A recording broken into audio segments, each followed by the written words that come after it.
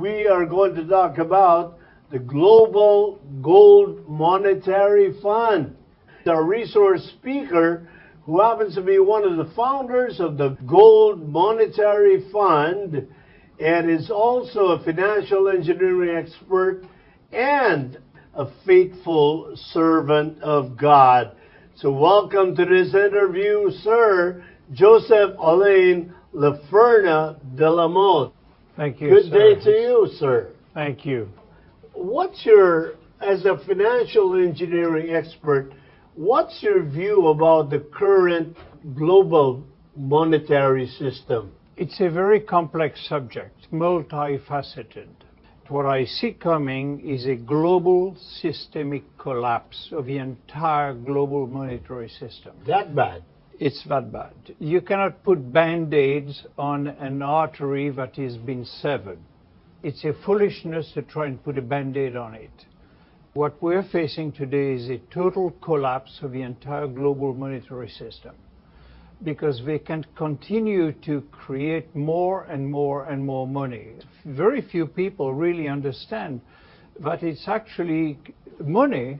You have to go back to what is money. And when you go back to what is money and you understand how money is created out of thin air. There's nothing behind it. It's based on the faith of a government and the credit of a government. If people have faith in a government and faith in the currency, it will thrive. The moment everybody says, wait a minute, it's worthless, it will collapse. It's a little bit the story of a child that says, the emperor has no clothes. And everybody believed that he had a magnificent invisible cloth. Tell us, how does the system work today? You have to understand that there are some foundational pillars to the current monetary system. And one of those pillars is what I would call fractional reserve banking. The other one is compounded interest. And the third one would be the leverage that we can apply to all of this. And the compounding of leverage on top of that. So you've got all of these that are interacting and in order to create a problem that has become, they've created a monster that is bigger than they can control right now. So what you have is a system that is falling apart at the seams, and it's because we've put patchwork over patchwork over patchwork to try and solve the problem, but it doesn't solve any. All palliatives. We're just kicking the can down the road so that the next administration, the next government will take the fall, and they will come out, smelling like roses during their time here. The problem is, it's the next generations that will pay the price, unless we deal with it today. The reason I'm interested in this is because my children, my grandchildren, and so should all of us. We should really think about what are we leaving behind. The problem with systemic collapse is that when you understand that fractional reserve banking is a system of banking that has been invented, it is technically a Ponzi scheme, in my opinion, because it is creating money that is illusionary. I will explain what I mean by that. Under the concept of fractional banking, let's take the world reserve currency, the US dollar.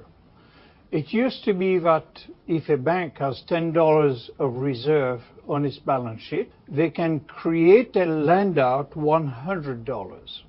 Now, it's a little more complex than that. There is Tier 1 capital, Tier 2. But the point is this, that they can now lend out more than what they have in reserve.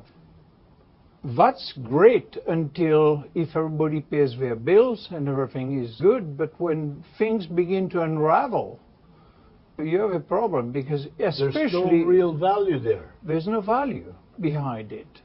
What it actually means is this. If a bank can take $10 and issue 100, which we can lend out, then you have a problem where if the collapse happens, where do they get the money to pay back? Yeah. They don't have it. Okay, it's been created out of thin air. So the only way you can sustain that system is to create more money. So what you have is you have a problem here, and then the problem gets bigger. Everything is falling apart, So you make the pie bigger, bigger, and bigger, and bigger, and ultimately it will collapse. Because that's all purely discretionary, just Yes. making the value out of Yes. nothing. And when all of us around the table who have agreed that this has value, all of a sudden we say no more, we don't buy this anymore, we have a problem. This is what you're facing today. What we have to also understand is that behind this very complex structure of a monetary system that's actually very dangerous, I think we're in a very dangerous zone right now, you have an agenda of these people. The agenda is control. It's all about power and control over people. It's about indenturing people and nations in order to make them servants. That's the heart of the entire thing. You understand that, you understand everything. The Bible says the rich will rule over the poor and the borrower will be servant to the lender. You understand that? You understand the whole global monetary system. And this is a system that is not in accordance to God's plan. Absolutely not. It's in fact the exact opposite.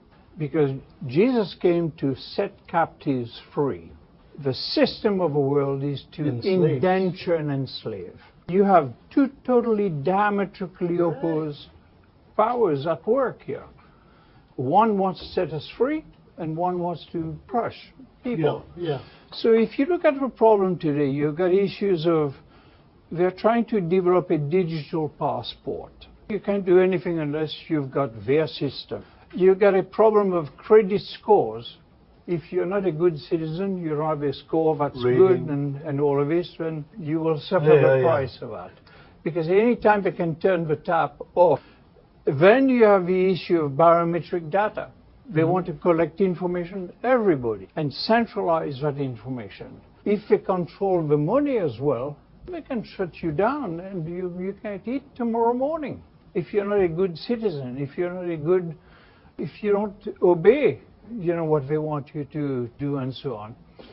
Then you have issues of a central bank digital currency. What is that? Lots of people don't understand. It sounds good, it sounds interesting, but they don't understand that right now the banks are issuing money.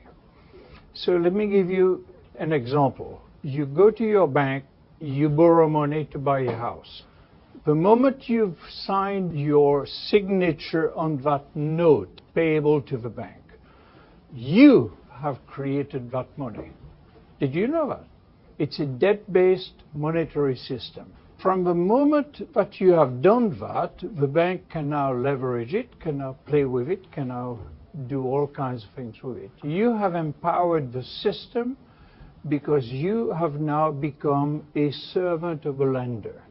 And you have allowed them to create the money that will now indenture you. And on top of that, they're going to lend it back to you at interest. They've created it out of thin air, but they're going to basically make interest on this. And it's compounded interest, so that it doesn't end. There's no end to compounding of interest. And then you got issues with the central bank digital currency is basically giving the control to the central bank, and the central bank will now control the distribution of money. So if at the very top they want to shut you down, they can target you. They can say, for instance, we don't like the fact you eat too much meat. Cut him off. But they may not cut you off. They may just make the pipe so small that you can't even feed your family anymore. CBDCs are programmable tokens. Well, what does that mean? That means that they can control you, they can decide how much you eat, how far you travel, which planes you go, how many times you go on vacation. If you eat too much chocolate, too much meat, too much fish, if they don't like it, you're in trouble. They can shut you down. It is programmable. That is the key to the whole thing. Once you understand that, you understand the issue. And then you have all kinds of other issues. You've got climate change, you've got AI, how they're trying to force AI. You've got a universal religion to replace a relationship with God. You've got the destruction of the family. All of these are attacks on the system with the same root cause, money. And what I can tell you is my personal belief is that we are seeing today a judgment of God upon the monetary system of the world. And I can tell you that there's an hour of trial that is coming upon the world, that there is nothing the elites can do to stop. I say this as very, very certain of what I'm speaking about. This is not a maybe, this is a done deal. The judgment is already there. So it's a question of time. We have to remember there is hope. We'll get to that in a little bit later. But the heart of the problem is the current financial system is based on debt, and that is against what God has purposed. So ask yourself a question: if the monetary system today was of God, why would there be so much secrecy, so much illusion or manipulation? Yeah. Absolutely. And that alone should tell you this is not of God. You've got deception, you've got illusion, you've got slavery, you've got usury, you've got poverty, you've got suffering. I mean, all of these things, not the plan of God for mankind. God's purpose for mankind is that we would be blessed, we would prosper, we would know Him, we would walk with Him, and we would experience what is called the social shalom of God, the peace of God. And we don't experience that today. The shalom of God. The shalom of God for communities. And this is exactly reverse to what people are doing, because they want to take control and power over men. Correct. Exactly. They don't want us to return to God. There are some very interesting quotes. James Garfield said, "Whoever controls the volume of money in any country is the absolute master of all industry and commerce." And then you've got another one, which is by Mayer Amschel Bauer Rothschild. And that was in the 1700s. "Give me the control of a nation's money, and I care not who makes its laws." Now, think of that. The arrogance of that. You can make all the laws you want, but as long as I have the power to issue money, I control you. So finally, the last one is Henry Ford. "It is well that the people of a nation do not understand our banking and monetary system, for if they did, I believe there would be a revolution before tomorrow morning." Henry Ford. In effect, the way I see this is that God's axe is at the root of a tree of money. He's taking it down. We're looking at the current state. Are we headed toward a catastrophic systemic collapse of the US dollar, and by extension, the flat currency system of the entire world? I believe we are indeed headed towards a systemic collapse of the entire system. It's unraveling very fast. I don't think they know how to stop it. The issue we have to understand is that the dollar is the world reserve currency. Attached to the dollar is every other currency that are all fiat currencies based on thin air. And so what you have is you have governments that are so borrowed up. I'll give you one example. The whole problem of Greece happened when their borrowings were at 119% of their gross development product. Today they are close to 200%. And we think they solve the problem because we don't hear it in the news anymore. Right. That's not the case. Okay, it's continued to compound. You look at the US. At the time, the US was at 89%. Today, the US has surpassed the 119%. So where are we headed? It is a problem that will continue to compound and continue to compound and continue to compound forever, unless there's a stop to it. And what I find is that you have to now understand the global reserve currency. The reasons why we're facing what we're facing today is because the US dollar has been weaponized. By this I mean that it has been used to impose upon other countries the will of one government, And either you obey or you do what we want, or else we're going to close the tap. That weaponization is the worst thing that could have been done, because it sends a message to everybody else in the world. It can happen to you as well, if you don't behave and you don't do what we want you to do. And that's why they refer to it as the mighty US dollar. Yes, right. That's exactly right. And so then you have the issue of the out of control of printing of money. You have then the fractional reserve banking. You have unlimited money printing. I'll give you one example. The US used to have a 10% reserve requirement. That means that with 10, they could create 100 to lend. Do you know that they have now reduced that down to 0 2 years ago?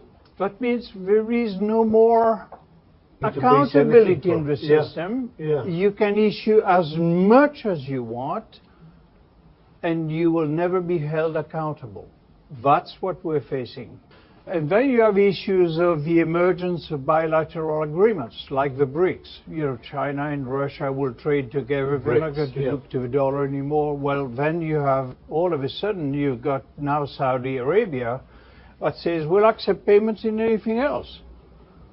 If you know that the dollar is going to collapse, what would be the first thing you would do if you had reserves of oil? You'd say, I'm not going to sell it in US dollar. You want something that's going to be more stable. But the problem is, which currency is stable? All of them are fiat currencies. If it's anchored in the US dollar. If it is not an asset-backed or gold-backed currency, you have nothing.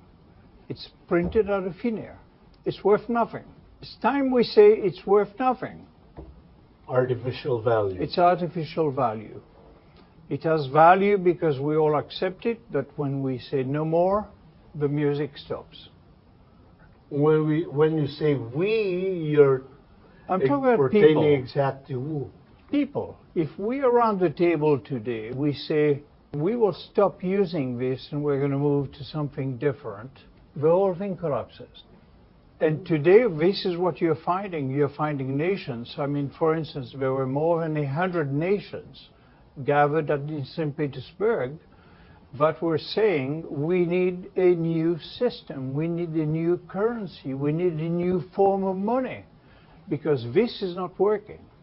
They see the handwriting on the wall. You've got the president of Kenya, for instance, saying, you know, this is enough. Once you begin to research, you realize that there is a rebellion coming from the bottom up, from the nations, from the people, from everywhere, that is saying, we've got to do something about this. And there's a solid basis for this rebellion. Totally. If you look at the total US debt today, it is at $32 trillion. And it continues to increase. It has increased more, for instance, in this current administration than it has in the past. So with every administration that's coming in, you've got a bigger and bigger problem. Today we're looking at a 1.6 trillion of deficit. How do we cover that? It's covered by printing more money. Now, having said that, what in your view have been the underlying and root causes of these periodic financial crises we've experienced during the last few decades? Well, I think you're dealing with the issue of a boom and bust. It's very important to understand that just as you can create money out of thin air, you can also create liquidity shortage simply by manipulating the monetary system. That's what central banks can do. They can increase the money supply, they can decrease the money supply, they can raise interest rates, they can decrease interest rates. They manipulate it. Absolutely. All of these are techniques to increase or to decrease. But what makes them do this? What's in it for them? You have to understand this. And this is very important, because once you understand the concept of boom and bust, you say to yourself, well, why would they do that? And that's a good question. Everybody should be asking that. When you understand, for instance, If I could create a transaction where you've got a series of things that happen, and I'm going to create a financial product that will pay in 10 years a rate of return. So I have a yield to maturity on that financial instrument in 10 years. But if my investment is going to return to me 3% more than what I am borrowing at, so I go to the bank and I borrow, let's say at 3%, and I turn around and I invest that at 6% over 10 years. Do you know that that delta between the 6 and the 3% reduced down from a future value down to present value will give me today in one day 17% interest profits, pure profits at the present value discounted to today. When you understand that, you understand that they make money every time it goes up and comes down, they make money. In fact, they make money the greater the delta between the cost of money and the investment return, the more manipulative they can become with the monetary system and the more money they make. So it's in their interest to make it go up and come down. But who pays the price at the end of the day? It's the people. They pay the price. Make more Then they money. make profits to their bottom line. Okay. Don't they ever get enough? Well, that's a very good question. Now you're entering a subject. You're dealing with the issue of greed. And if you understand what the Bible says, greed is a bottomless pit, insatiable. You cannot satiate greed. The more you have, the more you want, and that's the problem of the world today, is that it's entirely debt-driven and greed-driven. You have these two problems, you got an economic treadmill. You have the division between the rich and the poor is going to continue to grow. The poor will get poorer, and the rich will get richer, and it will continue to exacerbate the problem. And the more there is a division, the more they're going to try to control the population so that they don't rebel. That's the heart of the issue. And the bottom line is greed that drives the collapse, the crisis, and eventually the collapse. Yes, but what is greed? Greed is saying whatever God gives me is not sufficient. I'm never satisfied. Therefore, I will take care of my own destiny because I know what I need to live on. It's not what God has purpose for my life. It's what I believe I want. So at the root of that is really a separation from God. We don't need God. We don't need His provision. We don't need His blessing. We don't need to hear from Him. We are self-sufficient. And as a result, you have a system that has become very arrogant. Very arrogant. That's the beginning of a fall. Do you believe that, let me take a specific example, the 2008-2009 crisis that we went through, is that caused by the same factors? Totally the same factors. Except there it was a little bit different. 2008 crisis began with collapse of the mortgage. The mortgages became a problem. There was a lot of default on mortgages. It's what I was saying earlier about fractional banking. If you have, with 10, you've created 100, and 50% of what you've lent becomes a problem where they can't repay you, how do you keep your system continually growing? You have to create a bigger problem and a bigger problem, and therefore it's a never-ending issue. Alan, during that period, central bankers claimed that they had genuine alternatives to avoid a systemic collapse of the entire global financial system, first by providing a safer pathway for the world, or do you believe that the solutions they were offering were simply palliative, temporary, Bandaid solutions? I'm not aware of anybody who's actually dealing with root causes of a problem. They're all dealing with a Bandaid solution. Let's take care of what we can today. Look at the Congress of the United States. Every 3 months you've got a problem. They're out of money. They have to pass new budgets. They've achieved a debt ceiling. Every time they'll raise the debt ceiling. What's the problem? Because money is a debt instrument. So the only way you can create more money is you raise the debt instrument, the debt limit. So you raise the debt limit. Both parties are doing the same thing. Democrats, Republicans, what's the difference?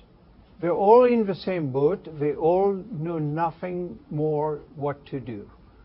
And they are caught in a treadmill, and they can't come out of that treadmill. And totally close their eyes to other consequences. Absolutely. Of what's happening. Absolutely. And it requires a return to some very basic things, a return to God and to godly principles. To give a specific example, Alan, do you believe that back in 2008-2009 crisis, central bankers had genuine alternatives or offered genuine alternatives to avoid a systematic collapse of the entire global financial system by providing a safer pathway for the world? Or are these solutions offered simply palliatives or Bandaid solutions and did not actually address the root causes? No, it does not. How do you stop a runaway freight train that's carrying 150 wagons? We don't have any brakes anymore, and you have a runaway freight train coming downhill, and the station is waiting down there, and all the people on the quay. It's in motion. You can't stop it. It will destroy the people, and there's only two ways you can attempt to derail that system. Deviate it, send it to some point where its collapse is not going to affect people's lives, or you destroy it before it kills the people at the station. These are the only two options. You don't have a third option because the system is too big, the beast has become too big, you can't continue to feed that beast. It will destroy you. So that's basically the best way I can explain this. How do you today deal with a 2.5 quadrillion exposure to credit derivatives? It is impossible. It's 25 to 30 times more than the entire global monetary system. How do you do that? How do you put the genie back in the bottle? You can't. So this is the problem we face. And these are deliberate plans that have been happening to the world. Totally. There are things like the TARP system that came out in 2008, 2009, because when you understand how the TARP system worked, it was actually the government money, actually people's money, that was being used to bail out the entire system. Then you have the QE1, the QE2, the QE3, and continually print more and more and more money because they don't know what to do. It's like the blind leading the blind. They're on a treadmill and they can't stop it. Do you consider these planned events designed to destroy the world? It's a very deep question. This could kill you. They can't touch me. I have no worry about that. But when you understand what is behind all of this, it would make anybody very fearful. I can see very clearly what they're doing to try and enslave humanity, to try and control humanity, to try and take away from the people what God wants to give them, and to subjugate them and to put them under the control of a cabal that is basically there to destroy the world. They're not here to bring healing, to bring blessing, to bring... That's not their business, not their purpose. Their purpose is that they are here to steal, kill, and destroy. That's what Satan does. So once you understand that, and you understand that money is the root, not the root of all evil, but the love of money is the root of all evil, and that they love money, then you understand that you're dealing with evil.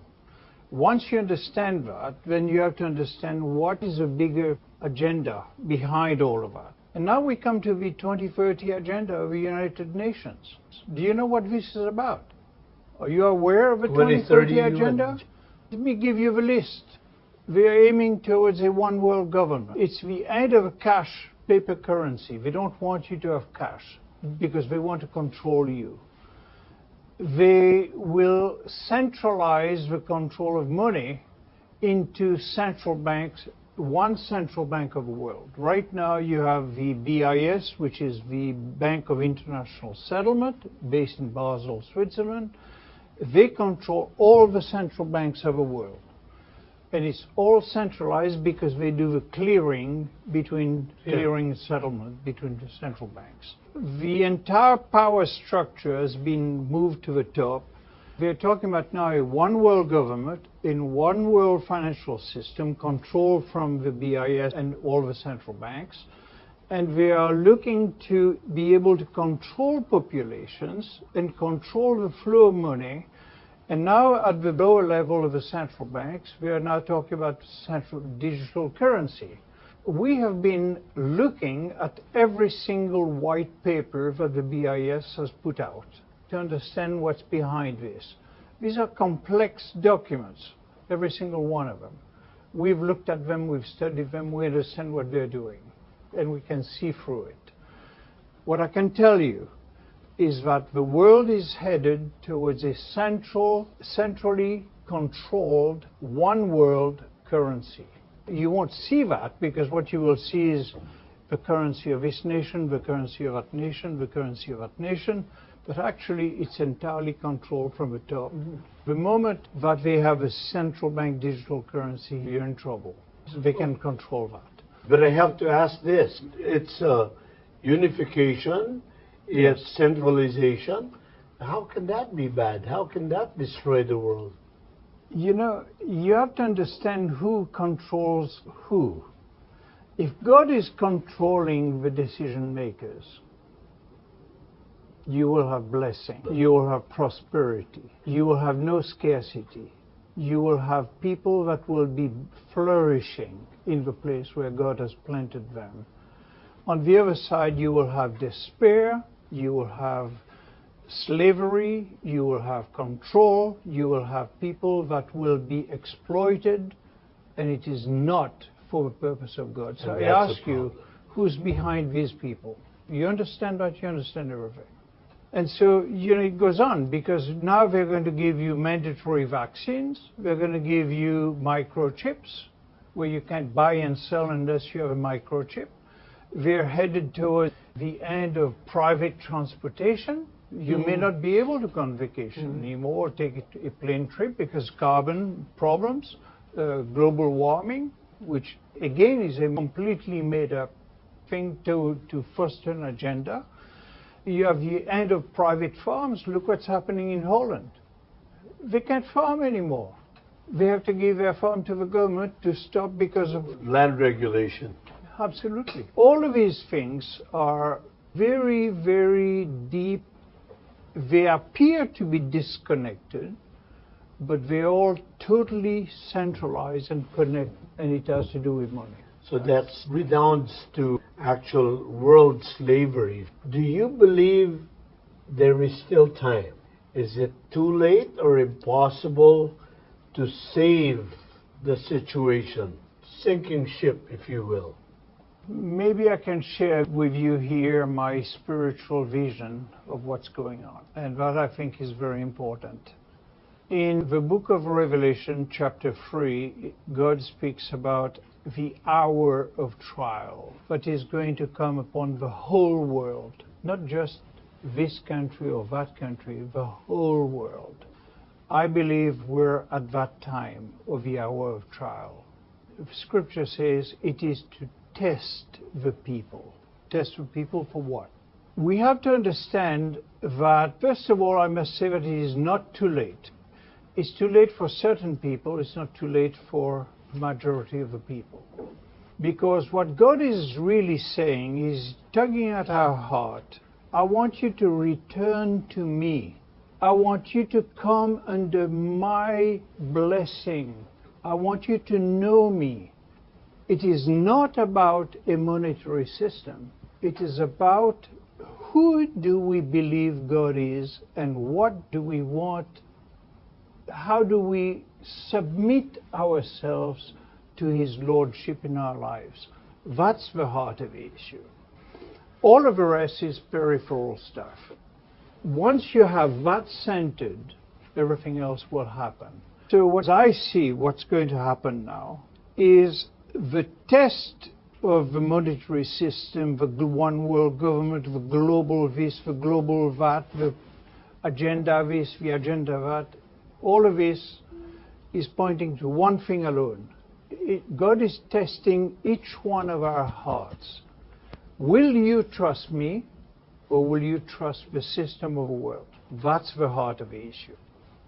There is going to be, by the way, a division. There will be a separation.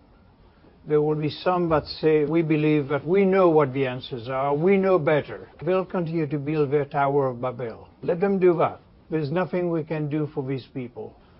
I am only concerned about those that will come back and say, yes, we want to submit to the Lordship of Jesus Christ. Submit to God and His plan for humanity. We want to live differently, and we want to make a difference in the world.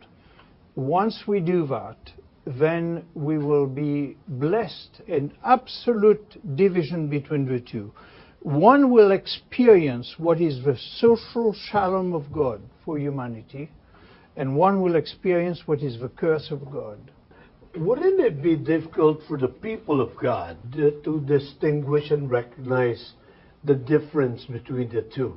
I'm sure the proponent of one side, even the one that leads the evil one, can be oh so cunning and Correct. so deceptive. Would it be difficult for somebody like me seeing both options and recognizing which is the real one? It is, and I think that it's a personal decision that every single human being has to make. Will I trust God in the midst of trials and tribulations? Mm-hmm. I have been tested in my life. Mm-hmm. I won't tell you the story of my life, but I've gone through, believe me, what I think is every possible testing, but I still find He has more testing for me, so I'm not at the end of it. Yeah, I don't know if you'd agree with me, but I'd say, it's anchored on your personal relationship with God. That is correct. That Absolutely will guide you. Correct. Absolutely. It's the Holy Spirit inside who will drive you, that will direct you, that will organize the circumstances of your life so that you have a blessing. What I can tell you is my view is that the people that turn to God during these times will be protected, they will be blessed, they will be secure, they will have no fear, they will be absolutely under the shield and the protection of God in a way that they have maybe rarely experienced in their lives. But going back to the forthcoming or what would probably be an inevitable collapse of the monetary system, the thing that will save it is our hanging on to God. Correct. And believing that with Him nothing is impossible. Exactly.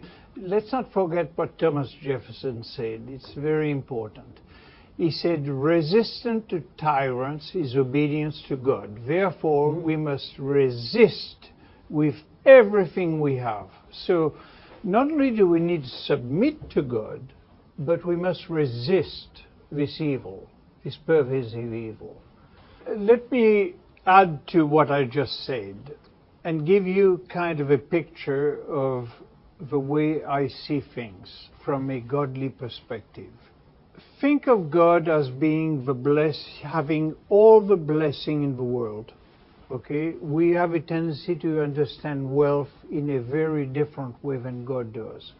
If I ask most people what is wealth, they'll say to me, or I ask who is a wealthy man, they'll say Bill Gates or whoever, king of whatever. That is an illusion.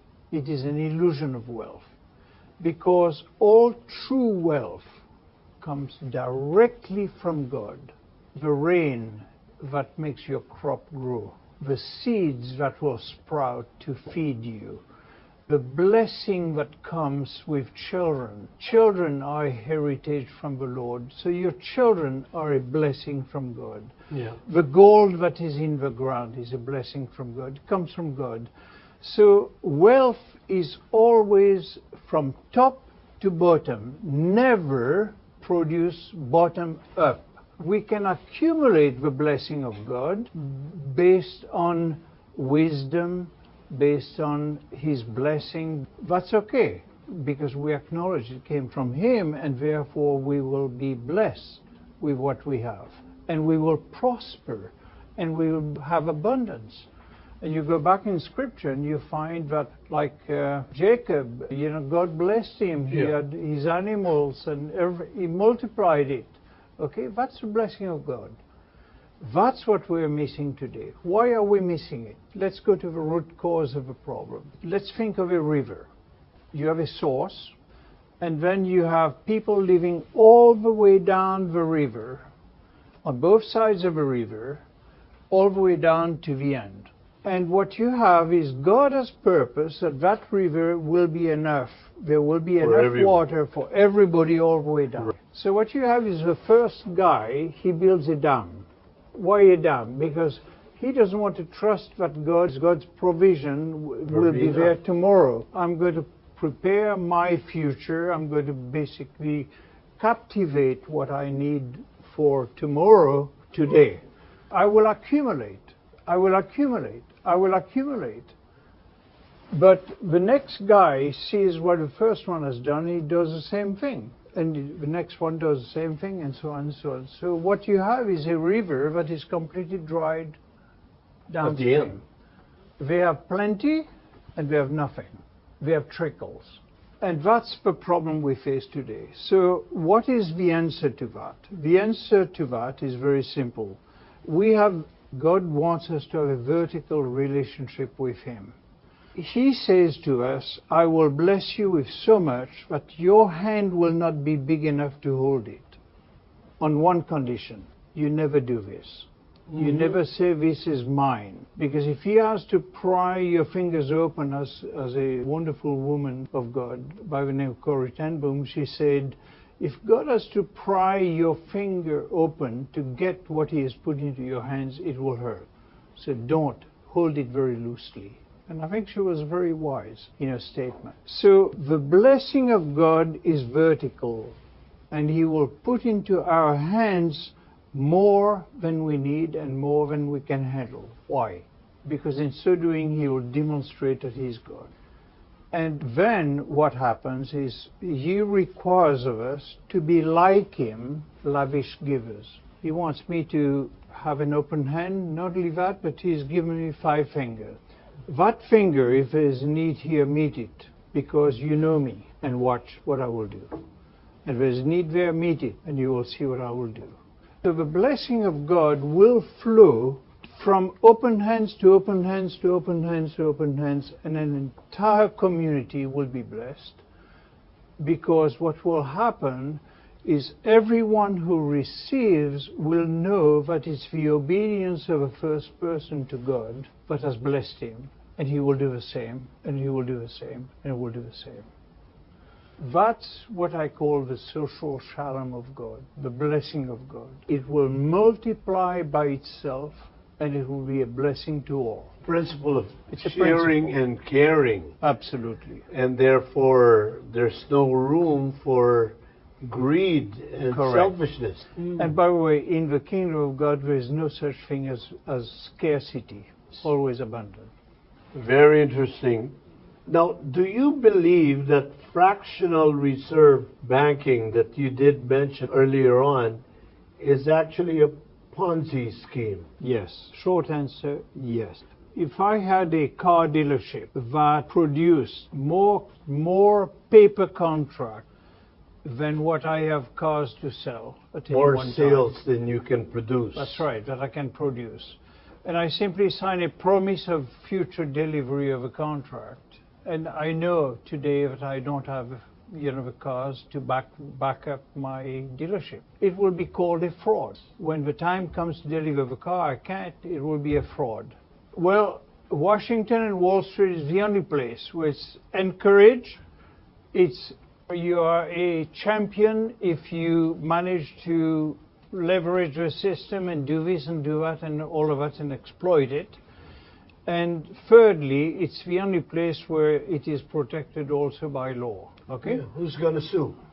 Absolutely. Absolutely. It is, in my opinion, the biggest Ponzi scheme ever, and mark my words, ever conceived, devised, and implemented under the cover of governments of the world.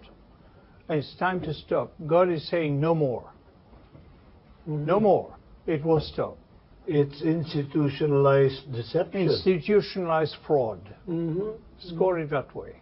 And certainly against God's will, right? Absolutely. So we need to return, if we want to know what the solutions are, we need to return to a system where for every $1 that you have that you're going to be lending, you have that in reserve. So you cannot continually leverage as we have done. But you know, there are some interesting quotes. President Woodrow Wilson said, for instance, before signing the Federal Reserve Act, he said this, apparently under duress, by the way, he said, a great industrial nation is controlled by its system of credit. Our system of credit is concentrated into the hands of few men. Yeah. We have come to be one of the world's worst ruled, one of the most completely controlled and dominated governments in the world, no longer a government of free opinion, no longer a government of conviction and vote of a majority, but a government by the opinion and duress of small groups of dominant men. By sheer numbers, it's a tyranny of the minority. Absolutely. This was in 1913. 110 years later, what has changed? It's like it was written for years yesterday. And there's another quote the Rothschild brothers said, which is very, very insightful, because once you understand that, you understand the root cause of a problem. He said this, the few who understand the system, and now he's referring to the complexity of a financial system, fractional reserve banking, compounded interest, and all that kind of stuff. The few who understand that will either be so interested from its profits and so dependent on its favors that there will be no opposition from that class. So we have free reign, because they will never fight us, they will be behind us the whole way. Self-interest. Self-interest, greed. Now, educate me, sir. What is the difference between currency and real money? Difference between currency and real money. You have three types of money. You have money that has intrinsic value, and therefore it is a commodity-based money, for instance, gold. You have a fiat currency, fiat monetary system, which is based on nothing behind it, and then you have a representation of money. For instance, if I say that that money is worth what that bottle is worth, it will be a representative currency. You've got three different types of money. Currency is principally what is a fiat currency. It has nothing behind it. It is thin air. It is based on the good faith and credit of the issuer. Well, not even a guarantee, because if I have a $100 bill and I go to cash a $100 bill or peso or whatever you want to call it, and you say, I want to redeem my $100, what are we going to do? They're going to exchange serial number 1 by serial number 2. You'll walk in with a $100 bill, you'll walk out with a $100 bill. They'll say, we've redeemed your $100 bill. So they've simply replaced the serial number. That's all it is. So it is entirely based on a fictitious system. You can't say like gold, here is my asset and I walk out with the gold. Or I walk out with the value that that gold represents. You can't do that. What we need to understand is this, with currency.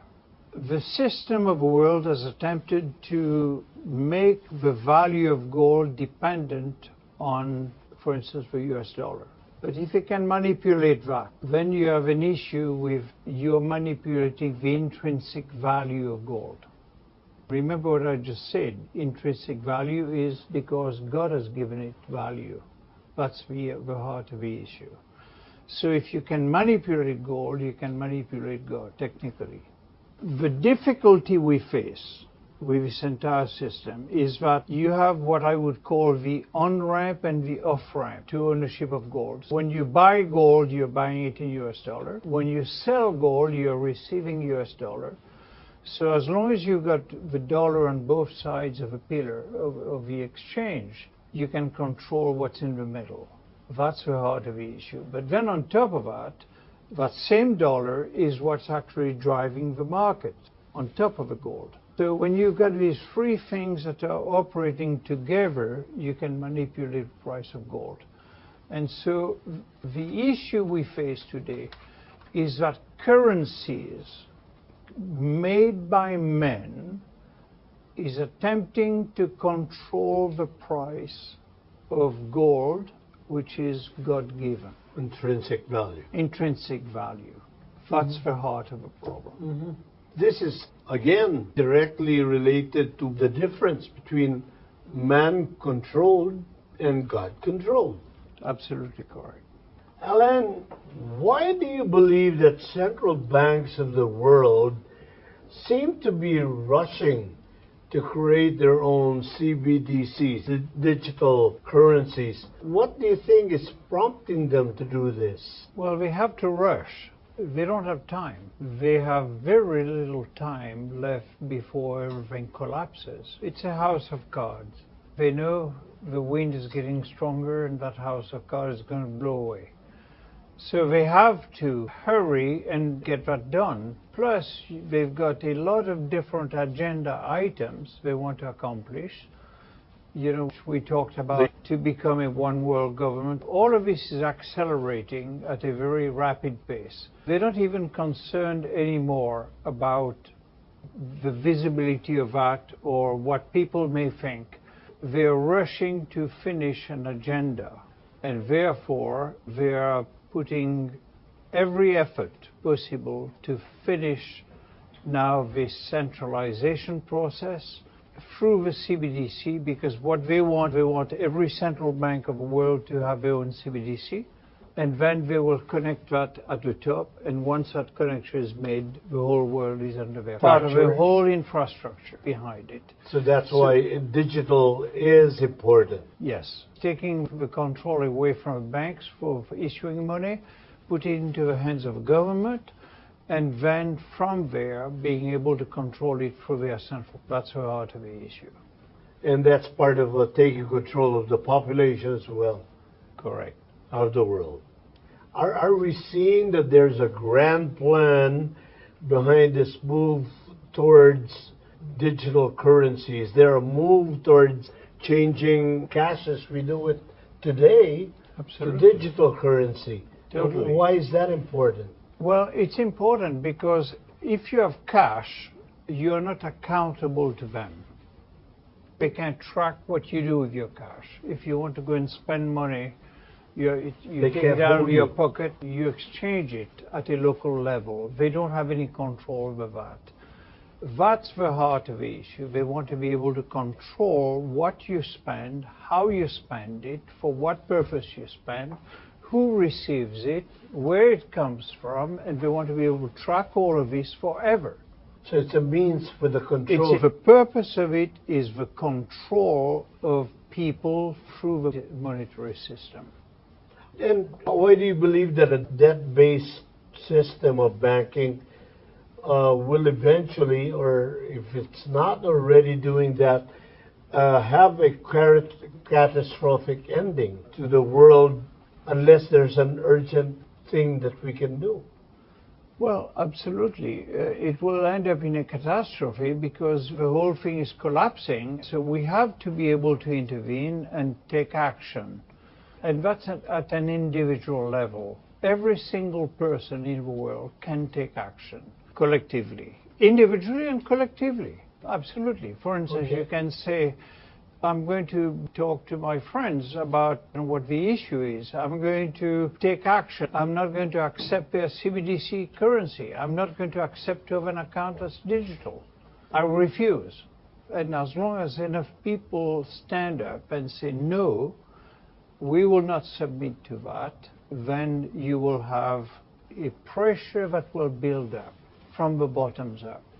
Remember that at the heart of the issue, what they are trying to control is the sovereignty that God has given us, you and me and every individual in the world. We are sovereign before God. It's not that a nation is sovereign, it's that we, individuals, are sovereign before God. We have a right to choose how we live, what we do with what God gives us. With our decisions, we're free even to reject Him if we want. That's how free He made us. And that's the freedom they want to take away from us. They do not want us to have that freedom. With a controlled system that subverts the sovereignty that Correct. we're supposed to be That is correct. innate to us. Absolutely. Okay. We have recently seen a proliferation of alternative currencies, different currencies. Let's bring this a little closer to home. Global Gold Monetary Fund. How does GGMF compare with these other alternatives? Does it have benefits or advantages that it has to offer that other alternative currencies do not?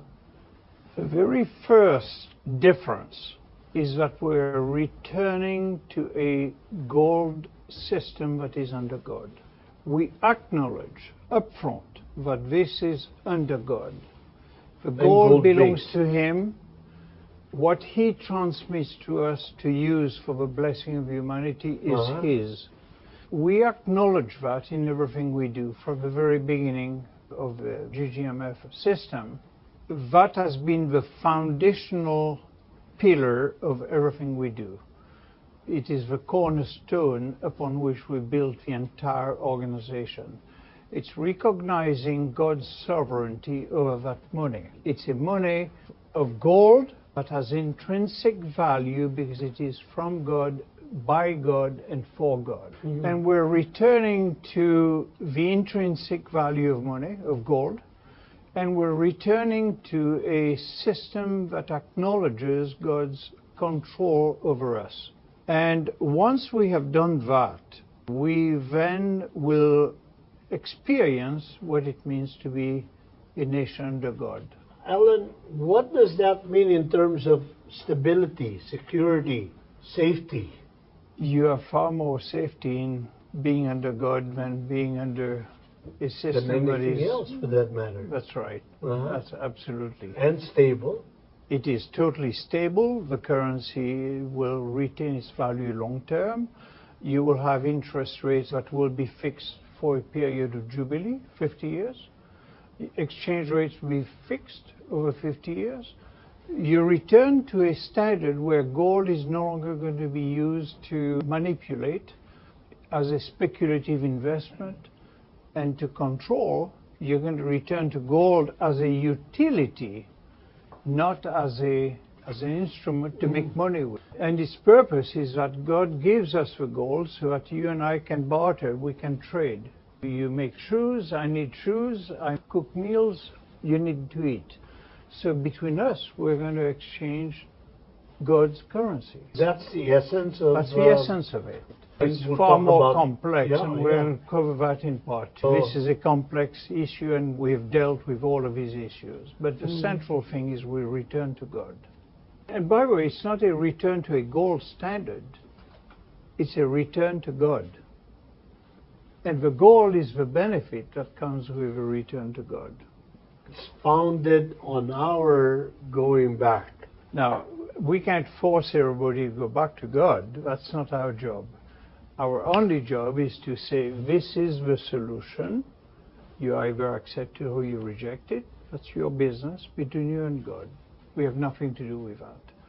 But here is a solution. Here is what provision God has given us. And here is the blessing that He has made available.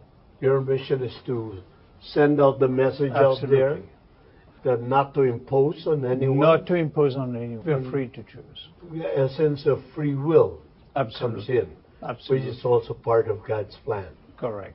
How can GGMF thrive and prosper on its own without any reference to a conventional fiat currency?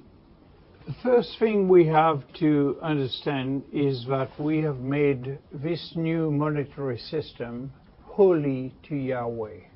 Holy to Yahweh. Holy to Yahweh.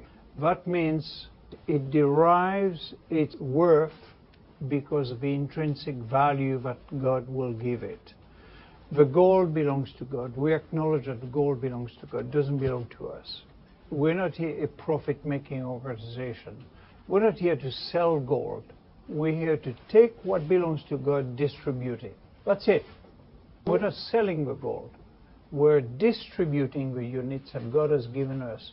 He gave us the gold, therefore we are able now to multiply the blessing unto people. So our job is not to profit from it. Our job is not to simply be obedient to what God is asking us to do. For us, it's a mission. For our group, it's a mission. It's not a job. It's not a business. It's not a crypto. It's Profit not a center. Nothing. Yeah. It simply is, if we don't do this, there is no one else that can do it.